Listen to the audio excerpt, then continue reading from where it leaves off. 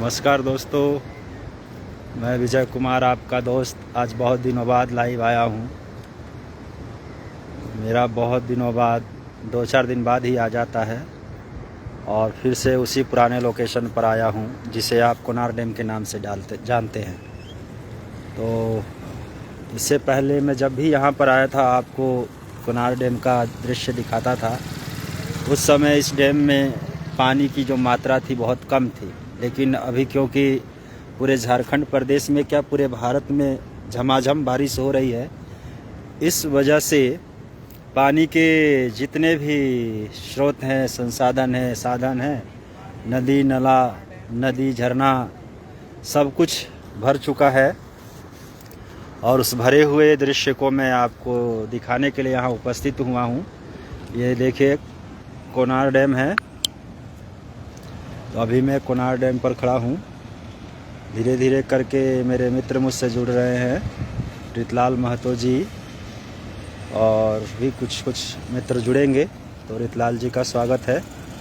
और ये देखिए कोनार डैम पे थोड़ा करके अभी मेरे मित्र अभी आदर्श पासवान जी जुड़े हैं, मेरे परम मित्र हैं। आदर्श पासवान जी को बहुत बहुत धन्यवाद कि मुझसे जुड़े और आपका स्वागत है बड़े भाई। तो आज मैं आपको पुनः बता देता हूं कि मैं विष्णुगढ़ प्रखंड हजारीबाग के कोनार डैम पर आया हुआ हूं और प्रकृति से आच्छादित इस प्रखंड को दिखाने का प्रयास कर रहा हूं। ये देखिए ये डैम है और डैम से पानी छोड़ा जा रहा है। जहां से है वहां बहाव देखिए,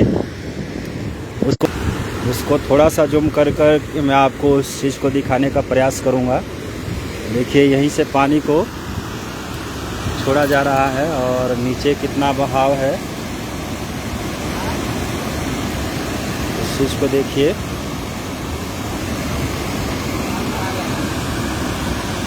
ये डैम से पानी छोड़ा जा रहा है, नीचे पानी गिर रहा है। इसके बाद आप देखिए दूर दूर तक जहाँ तक आप देख पा रहे हैं हरियाली ही हरियाली है। खूबसूरत जगह है ये। कभी मौका मिले तो सब परिवार आइए और प्रकृति के नैसर्गिक एहसास का आनंद उठाइए।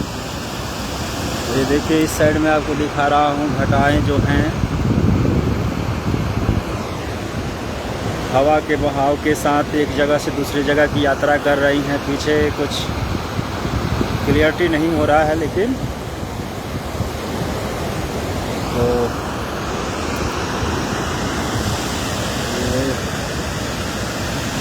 यही मेरे लिए सबसे खूबसूरत।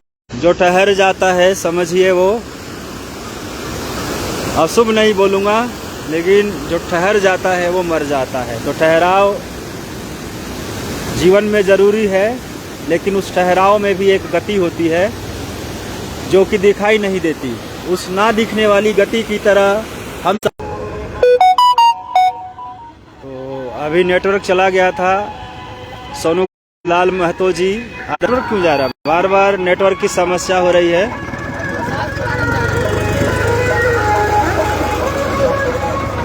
यहाँ की क्षेत्रीय भाषा खोरठा में यहाँ का संगीत बज रहा है जो सुनने में काफ़ी अच्छा लगता है। और अश्लीलता तो खैर नज़रिए की बात है, मैं उस पर कोई टीका टिप्पणी नहीं करूँगा। जिसको जो भाता है सुनता है, खाता है, नहाता है, पहनता है। और हम लोगों का व्यक्तिगत आक्षेप दूसरों पे लगाना ठीक बात नहीं है। देखिए लोग दूर दूर से यहाँ पर आ रहे हैं प्रकृति के विहंगम दृश्य का नज़ारा देखने के लिए। और यह जो जगह खड़ा है ठीक मैं अभी हजारीबाग और बोकारो के बीच में खड़ा हूँ। समझिए कि मेरा एक पैर हजारीबाग में है और दूसरा पैर बोकारो में है। और ख़ास बात क्या है कि जिस डैम पर मैं खड़ा हूँ ये डैम बना हुआ है कोनार नदी पर। और कोनार नदी को ही विभाजन रेखा माना गया है दो जिलों के बीच में। एक तरफ हजारीबाग का विष्णुगढ़ प्रखंड, दूसरी तरफ बोकारो का गोमिया प्रखंड। और दोनों ही प्रखंडों के बीच में मैं खड़ा हूँ। थोड़ा सा एक कदम मैं आगे जाता हूँ तो समझिए बोकारो पहुँच गया, थोड़ा पीछे लौटता हूँ तो मैं हजारीबाग में आ जाता हूँ। तो इतनी फास्ट, इतनी तेज़ गति शायद दुनिया में किसी की भी नहीं है जितनी की अभी मेरी हो गई है। तो केवल इंटरटेनमेंट के हिसाब से कुछ कुछ बोले जा रहा हूँ। आप मेरे कहने को अन्यथा ना लेकर एंजॉय कीजिए, क्योंकि आज संडे है और संडे के हिसाब से फंडे मनाना ज़रूरी है। देखिए गाड़ियाँ आ रही है छोटी बड़ी, और जो भी यहाँ से आता है इस खूबसूरती को बिना निरेखे निकल नहीं पाता है। न जाने कैसा सम्मोहन, कैसी शक्ति है इसमें कि कोई अपने को रोक ही नहीं पाता है। मैं खुद हफ्ते में 6 बार यहाँ पर आता हूँ, संडे छोड़कर। आज का बात अलग है। ये देखिए चैनल बने हुए हैं, भारी भरकम चैनल है। इन्हीं चैनलों के सहारे पानी का डायवर्जन किया जाता है। झारखंड सरकार और केंद्र सरकार की एक बड़ी योजना यहाँ पर चल रही है, जो कि गांव देहात के इस पानी को लिफ्ट करके शहर में भेजा जाएगा। लेकिन शहर कभी नहीं मानेगा गांव का एहसान। जब यही पानी पाइपलाइन से होकर शहरों में जाएगा तो शहर के लोगों की दिनचर्या शुरू होगी। किसी दिन अगर पानी नहीं पहुंचेगा तो सरकार से हर तरह की शिकायतें शुरू हो जाएंगी। सरकार चाहे जो भी हो, सबकी शिकायतें होती हैं, होती रहनी चाहिए। लेकिन मैं ये कह रहा हूँ कि शहर को जो गांव से पानी मिलता है, शहर इतराता है, लेकिन गांव का एहसान नहीं मानता है। ना शहर मानता है, ना शहरी लोग मानते हैं। गांव के जीवन को एकदम अलग थलग पृथक रूप से मानते हैं। तो पुनः एक ट्रैक्टर मेरे समीप से गुजरने वाला है और यहाँ खोरठा भाषा में बज रहा एक कर्णप्रिय संगीत सुनिए।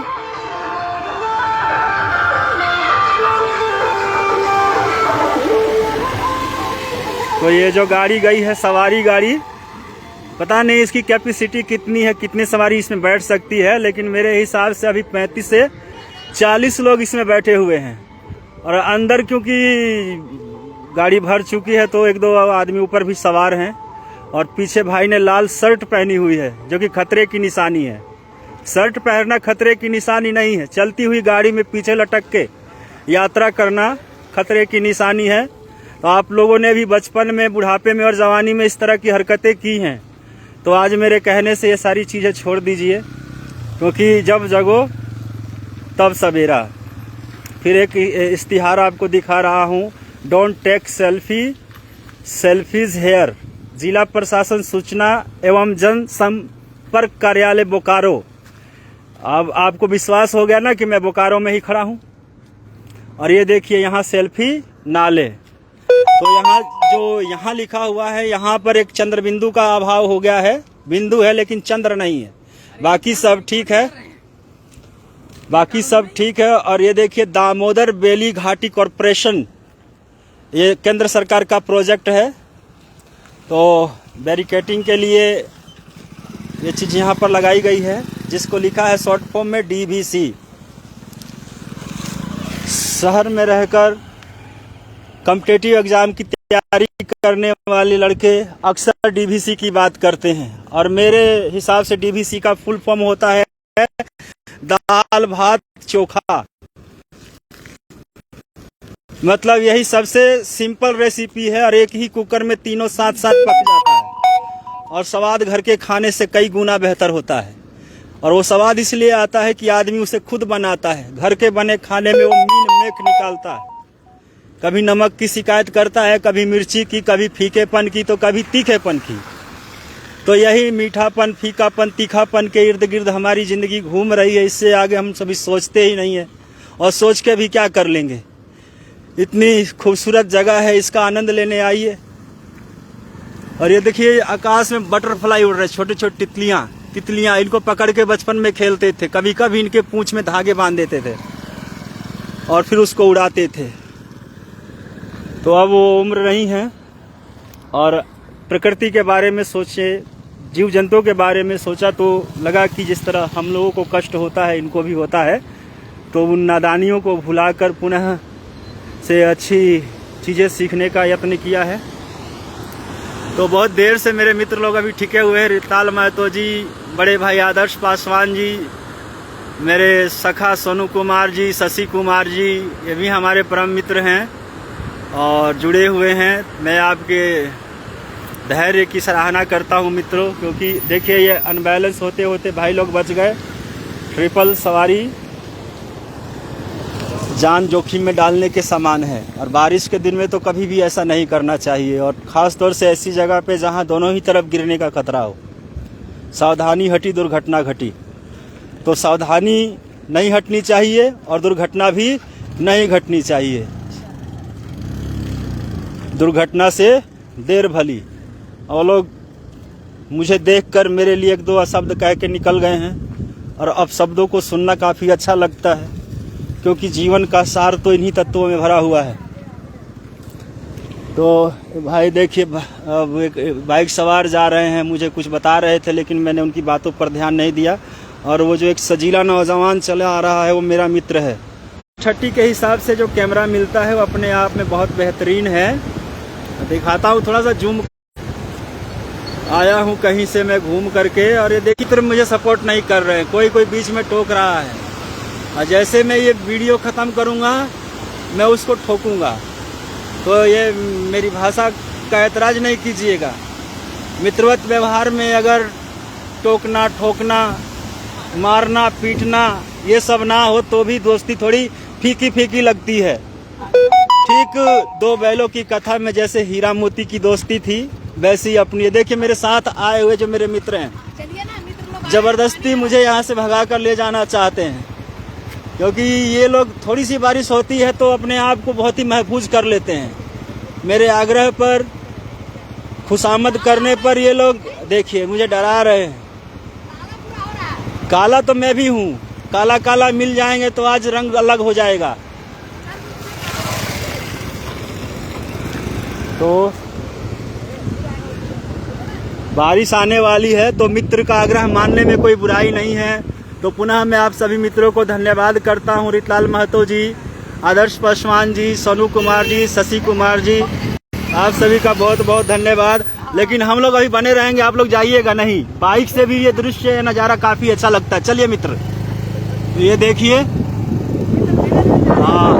तो मित्रों आपसे आग्रह है कि कंपनी दीजिए, सहयोग कीजिए।